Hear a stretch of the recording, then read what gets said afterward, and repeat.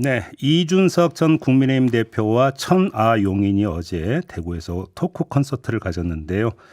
천하용인에서 R을 담당하고 있는 분을 스튜디오로 모셨습니다. 허은하 국민의힘 의원과 함께하겠습니다. 어서 오세요. 네, 안녕하세요. 네. 좋은 아침입니다. 요즘도 가끔 기사 보면 천하용인이라고 쓰는 기자분들이 종종 있던데 보시죠? 네, 그렇지 않아도 제가 감사합니다. 천아용인이라고 그러니까. 해주셔서. 섭섭하죠, 그러면 그게. 예, 그래서 제가 개명을 해야 되나.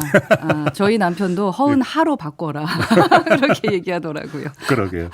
조금 전에 이제 광고 나갈 때 잠깐 이야기를 나눴는데 어제 네. 토크 콘서트 때문에 팔이 떨어져 나가는 줄 알았다. 네. 왜요? 저희가 토크 콘서트 끝나고 오신 분들에게 사인을 좀 해드렸습니다. 예. 요즘 그 아이돌 스타들이 하듯이 이렇게 쭉 앉아가지고 각각의 테이블에서 한 명씩 좀 사인을 다 해드렸거든요. 근데 한 1000여 분을 해드린 것 같아요. 그러니까 한 4시간 걸렸는데. 사인회만? 네, 사인만. 와. 그래서 제가 서울 못 올라오는 줄 알았습니다. 근데 솔직히 지금은 이제 아침에 일어나서 이제 확실히 쑤시는구나라는 게 느껴지지만 그 순간에는 너무너무 행복했고 그러니까 그 연설을 할 때도 제가 말씀을 드렸지만 그동안의 서러움이 지금 한꺼번에 이렇게 씻겨나가는 느낌이랄까. 그 정도로 열기가 뜨거웠던? 네, 너무나 힐링이 됐습니다. 네. 그냥 오신 분들께 감사하다라는 인사밖에 드릴 수 없어서 죄송하고요. 혹시 그중에 이명웅 씨 팬은 안 섞여 있었습니까? 그렇지 않아도 저희가 그래서 시작할 때 뭐 이기인 의원이라던가 그 천하람 그 당협위원장이 여기 혹시 팬 오셨습니까? 임영웅 팬들. 그렇게 말씀을 드렸는데 이거는 뭐 억가 중에 진짜 억가고 가당치도 않은 말이었습니다. 잠깐만 제가, 여기 참고로 이해를 돕기 위해서 설명 말씀드리면 이제 기사가 나온 게 있었거든요. 네네네. 그러니까 임영웅 씨 그 공연과 천하용인의 토크 콘서트 그 장소가 겹친다. 그래서 일부러 임영웅 씨 팬을 끌어들이기 위해서 이 장소를 고른 거 아니냐. 이런 요지의 기사가 있었는데 그것 때문에 지금 하시는 말씀입니다. 그러니까 그렇게까지 생각해 주면서 관심을 가져주시는 거는 감사한데 그러니까 서울에 코엑스가 있고 경기도에 킨텍스가 있는 것처럼 대구에 하면 엑스코가 딱 있는 거고 또 저희가 전당대회 때마다 연설하는 곳이 엑스코입니다. 그래서 저희는 이제 생각을 했었던 거고 그렇지 않아도 근데 하나 맞는 건 있더라고요. 제가 이제 들어가면서 저희가 한 12시쯤 들어갔는데 정말 그때부터 임영웅 팬분들께서 네. 그 거리에서부터 준비를 하고 계시더라고요. 팬덤이 어마어마하더라고요. 엄청나시더라고요. 그 그러니까. 파란색 물결이. 예. 그래서 와 우리는 몇 분이나 오실까 이러면서 들어갔던 것 같은데 비교 당하셨군요. 비교 뭐 당하려면 당할 수 있었던 그리고 사실 들어가기 한 30분 전까지도 엄청 쫄려 했습니다. 저희가 미리 이렇게 신청서를 받질 않았었기 때문에. 적게 오면 어떡하나? 네, 한 뭐 진짜 200~300분 오시면 그것도 감사한 일이지만. 텅 비면 어떡하나? 텅 비면 어떡하나 걱정했었는데 다행히 파란 그 물결이 없었고 그래서 물어봤었습니다. 혹시 임영웅 씨 팬 오셨습니까? 그랬더니 한 분도 손을 안 들으셔서 다행이었습니다. 알겠습니다. 네, 좀 먼 곳에 있었습니다. 네. 토크 콘서트 얘기를 좀 넘어가요. 왜 대구였어요? 대구는 뭐 아시다시피 우리 보수의 성지이고 본산이기 때문에 저는 국민의힘에 와서 제가 기치로 삼고 있는 게 이 보수의 기치 자유라던가 공정이라던가 이런 부분들을 되게 강조하고 있거든요. 그러한 곳이기 때문에 저희는 뭐 당연히 그쪽에서 시작하면 좋겠다라는 생각을 했었던 것 같습니다. 그리고 처음에 이제 저희 이제 명단을 받았을 때 생각보다 갑자기 너무 많은 분들이 이렇게 명단을 써주셨는데 또 그걸 또 폄훼하거나 오해하시는 분들이 계시더라고요. 이 가짜다 그런 게 있었습니다. 그런데 그때 저희 대구가 지금은 한 5,000명 정도라고 하는데 그때 한 3,500명 정도 됐어가지고 우리 한번 대구에 가봐서 말씀을 좀 나눠보면 어떨까라는 생각을 했었습니다. 근데 이제 나흘 전에 문자 하나로 해가지고 저희 팬분들도 좀 컴플레인이 있었습니다. 왜요? 예? 미리미리 얘기 좀 해달라. 너무 급하게 나흘 했다? 전에 문자 딱 주고 우리 한다라고 하면 어떡하나라는 말씀하셨는데 뭐 만약에 이제 신당을 하게 된다고 하더라도 그 보수의 가치를 놓칠 수는 없는 부분이고요. 그래서 대구에 대한 그 애정이 있는 만큼 그리고 특히 그 이준석 전 대표의 팬들이 가장 많이 왔는데 예전에 전당대회 때 그 대구에서의 연설이 정말 파장을 일으켰었거든요. 네네네. 그래서 그 부분을 기억하시는 분들도 많기 때문에 그런 의미에서 우리도 한번 멋지게 그 미래, 대한민국의 미래에 대한 연설을 해보자라는 차원에서 대구를 결정했다고 생각해 주시면 되겠습니다. 지금 의원님께서 만약에 신당을 한다면이라고 말씀해 네. 주셨는데 아직도 만약에 아직도 따라붙는 겁니까? 이제는 뗄 때가 되지 않았느냐 이런 얘기도 될 것 같은데요. 아직 이제 한 달이 남았고 가장 좋은 것은 우리 당이 변하고 또 용산이 변하고 그래서 지지를 더 많이 받게 되는 것이 좋은 거 아니겠습니까? 네. 아무래도 이혼하는 것보다는 함께 사는 게 좋으니까요. 아직 그 여지가 있다고 보세요? 뭐 저는 그렇게 있다고 생각을 하고 있습니다. 그래요? 그러면 이 질문, 그랬으면 좋겠습니다. 그러면 이 질문을 바로 드려야 될 네. 것 같은데 이뇨한 위원장이 네. 이준석 대표를 향해서 도덕이 없다. 부모의 잘못이 큰 것 같다. 이런 발언한 거 보셨죠? 어떻게 네. 일단 어떻게 평가하세요, 이 발언은? 그러니까 뭐 지금 몰라도 너무 모르시는 것 같다라는 생각을 했어요. 뭐를요? 그러니까 제가 요즘 것들 연구소에 이제 그 뭐라 그러죠? 위원이기도 한데 저희 당내에서 요즘 아이들 뭐 청년들을 이해한다라고 해서 요즘 것들 연구소를 만들었었거든요. 하태경 의원하고. 그래서 어떻게 하면 이들을 이해할 수 있을까라는 걸 가지고 이제 4년 동안 네. 그 공부를 했었는데 네. 그 요즘 것들의 어머니 아버지가 X세대입니다. 아 그렇게 되나요? 그렇죠. X세대, 예, Y세대인데 예. 그분들한테 이렇게 훈장질을 하는 게 맞나. 저는 좀 그런 생각이 들고요. 이게 바로 꼰대 중에 꼰대고 제가 그 저희 당에 인재 영입이 될 때 요청하셨던 게 우리 꼰대 이미지 없애주는 거였었거든요. 정말 그 아랫목 얘기하시면서 월권 얘기하고 뭐 나라님 말씀하시던 그때 그 시절의 눈으로 요즘 그 분들을 바라보시면은 저희 당은 정말 미래가 없어집니다. 근데 여기서 주목할 것은 이뇨한 위원장이 발언의 적절성을 넘어서 이 발언이 이뇨한 위원장에서 입에서 나오기는 했지만 여권 핵심에 이준석 전 대표를 바라보는 시각과 정서가 깔린 거라면 돌아가고 싶어도 못 돌아가는 거 아니냐라는 거죠. 제가 드리고 싶은 질문은. 돌아가고 싶어도 못 돌아가는 거 아니냐. 다시 말해서 신당 안에 국민의힘에서 일치 단계에서 하자. 여지가 없는 거 아니냐는 거죠. 이준석 대표가 달려가고 있는 방향도 지금 이제는 그렇게 되고 있는 것 같습니다. 제가 옆에서 봤을 때 속도가 더 빨라지고 있다. 그래서 만약에 유턴을 하게 되더라도 네. 조금 위험할 수 있겠다. 이준석 전 대표만 바라본다면 그런 생각은 드는 시점은 맞고요. 잠깐 위험해진다는 것은 공천 못 받을 수도 있다. 유턴하더라도.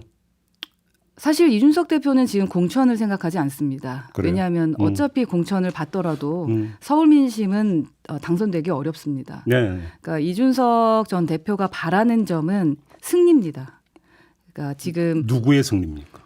우리 총선의 국민의힘의 승리였죠. 그러니까 우선은 대통령 선거도 이겼고 지방 선거도 이겼고 그리고 이번 총선까지 이기는 승리를 해보고 싶었던 것이 이준석 대표의 목표였고 예. 희망이었거든요. 예.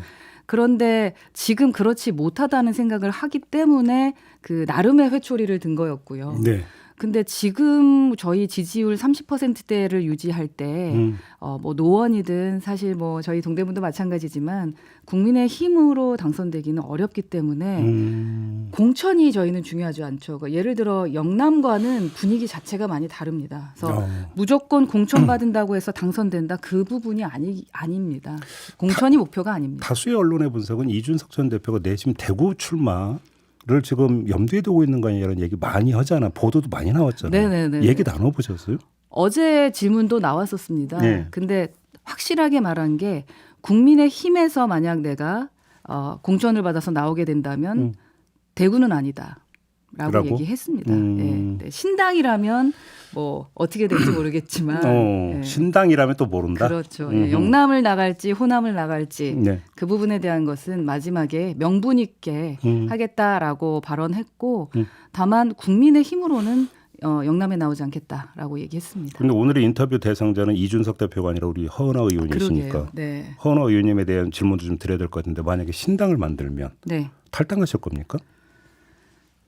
그러면 의원직 잃잖아요. 네. 비례시잖아요. 네. 네. 당연히 고민하셨을 것 같은데. 지금 많은 고민을 하고 있습니다. 그래요? 예, 아직 결정을 할 단계가 아니기 때문에 그래서 저에게 질문하시는 분들에게는 그 부분은 용산에 물어봐 주십시오. 저는 진심으로 바뀌길 바랍니다. 그래서 함께 성공하고 또 나갔을 때 그 비난 아시잖아요. 네. 대구 분들도 걱정하시는 것은 배신자라는 그 프레임 상당히 무서운 거거든요. 그럼에도 불구하고 변하지 않고 저희가 정말 여기가 보수당인가라는 생각까지 든다면 아주 심각하게 고민해야 되는 지점이라고 저는 생각하고 그럼 있습니다. 똑같이 만약에 신당을 만들면 굳이 지금 동대문을 고집하실 이유는 없잖아요. 혹시 염두에 둔 지역이 있으십니까? 아직은 지역 같은 것도 저는 생각하고 있지는 않고요. 동대문에서 열심히 동대문 주민들 만나면서 정말 에너지 드리고 받고 있는 상황입니다. 그래요. 예, 동대문 댁 허은하로 불리고 있습니다. 그러시구나. 네. 근데 오늘이 11월 27일이고 네. 이준석 대표가 설정한 데드라인이 12월 27일이거든요. 네. 딱 한 달 남았네요. 딱 한 달. 근데 계속 이제 그 용산이 변하면 국민의힘이 변하면 오늘 지금 이 자리에 여러 차례 그 말씀하셨는데 그냥 그 짧게 그냥 그 예스 노로 변할 수 있다고 보세요? 저는 기대를 1에서 2%는 합니다. 아, 1, 2%? 왜냐하면 이번에 혁신이라던가 여러 가지 모습을 봤을 때는 정말로 어렵겠구나라는 생각은 듭니다. 그러나 이제 대통령 돌아오셨고요. 네. 그리고 많은 생각하실 거라고 생각합니다. 그래서 늘 곁에서 듣는 분들의 목소리만 듣지 않고 많은 분들의 목소리 들으실 거라고 믿습니다.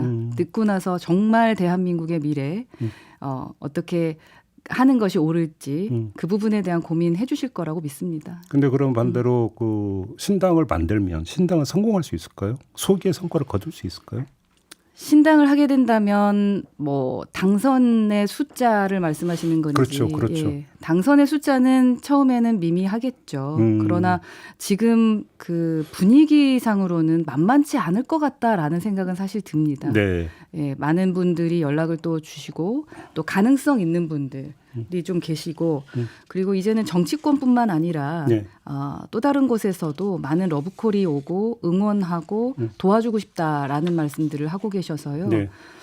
이 국민들의 목소리라고 할 수 있잖아요. 물론 뭐 50% 이상의 지지를 받고 있지는 않지만 많은 분들이 정말 양당에 실망하고 계시는구나. 라는 생각은 확실히 듭니다. 근데 좀 제가 좀 그 한 발 나가서 이런 질문을 좀 드려볼게요. 왜 이준석 대표하고 함께 하세요? 좀 더 편한 길도 있잖아요. 사실. 이제 뭐 제가 어저께 연설에도 말했습니다만 저는 이 선택을 할 수밖에 없는 구조를 갖고 있는 사람인 것 같습니다. 왜요? 어떤 구조를 갖고 계신데요? 저 같은 경우는 좀 비겁하고 싶지 않고요. 그리고 그냥 비겁한 사람들이 성공하는 세상이 되지 않았으면 좋겠습니다. 저 같은 제가 이제 인재영이 받았을 때도 이 당에 오면서 생각했던 게 뭐 아실 수도 있지만 제가 그 과일 가게 행상집 딸입니다. 또 작은 방 한 3-4평 되는 방에서 4 식구 모여 살고 있었고 거기에 장녀였던 제가 대학도 가고 또 승무원도 되고 또 조그만 기업도 창업하고 예. 그 뒤에 20년 뒤에 이렇게 국민의 대표가 될 수 있었던 것은 분명 무언가가 있었던 거죠. 그게 바로 사다리라던가 우리 국민이 바라봤던 부분에 대한 것입니다. 우리 보수가 추구하는. 그래서 저는 그렇게 가기 위해서는 그 부모의 그 역할에 따라 그 나이 아이들 내 미래가 결정되지 않는 세상이 되려면 저희가 권력 지향이 돼서는 안 된다고 생각을 하거든요. 네, 네. 우리가 추구했던 민주주의 그리고 절차적인 정당성 누구든 원칙에 입각해서 확실하게 내가 열심히 노력하면 내가 가고 싶은 방향을 갈 수 있겠구나라는 희망들이 있어야 될 텐데 저희 전당대회 때도 그랬고요. 그리고 이준석 전 대표를 쫓아낼 때도 그랬고요. 저는 정말 이해할 수 없는 부분들이 많았습니다. 그리고 제가 여기 들어오면서 우리 딸과 같은 젊은 청년들을 위해서 일해보겠다라고 해서 왔는데 뭐 어떻게 들으실지 모르겠지만 어른으로서 그 이준석 대표에게 너무너무 미안했습니다. 정말 곁에서 봤을 때 지금 뭐 싸가지론을 얘기할 건이 아닙니다. 너무나 못되게 했고 너무나 과했습니다. 그렇게 10년 이상 정치권에서 일했던 청년을 저렇게 내보낼 정도라면 우리에게 공정이라는 것이 있을까라는 생각을 했고요. 네. 저라도 곁에서 이런 어른도 있다라는 모습 보여주고 싶었습니다. 그리고 뭐 제가 추구하는 그러한 공정의 가치를 좀 계속 지켜나가고 싶다. 당당하고 좀 떳떳하고 싶습니다. 네, 알겠습니다. 앞으로 이제 계속 행동 통일을 한다 이런 말씀이시네요. 네, 저는 그 방향에 대해서는 동의합니다. 마지막으로 그러면 감상평 하나 부탁드리고 마무리하겠습니다. 네. 지금 뭐 국민의힘 안에서 이른바 친윤 중진들의 험지 출마 내지 불출마 요구에 대해서 실랑이가 벌어지고 있는 거 아니겠습니까? 네. 지켜보는 감상평을 한 말씀 해주신다면. 이런 것 때문에 저희가 비판의 목소리를 내는 겁니다. 네. 하지만 저는 그건 그래요. 뭐 어떤 중진이기 때문에 그리고 영남이기 때문에 무조건적으로 뭐 불출마해라라고 말하는 것에 대해서는 전 동의하지 않습니다. 왜 그가 어떠한 이유 때문에 불출마해야 되는지에 대한 그 원칙이 명확해야 된다고 생각합니다. 그래야 다음 사람도 네. 그게 초선이어도 그렇게 행동하지 않을 거거든요. 그래서 전 타당한 이유 이씨 이러한 이야기를 했으면 좋겠다라는 게 첫 번째 전제 조건이고요. 그리고 본인 스스로 좀 반성할 줄 아시는 그런 분들이 좀 더 많았으면 좋겠습니다. 알겠습니다. 네, 그럴수록 더 큰 그릇이 될 것 같습니다. 네. 나머지 이야기는 다음 인터뷰에서 한번 해보도록 하죠. 네. 오늘 인터뷰는 이렇게 마무리해야 될 것 같습니다. 고맙습니다. 감사합니다. 네, 허은하 국민의힘 의원과 함께했습니다.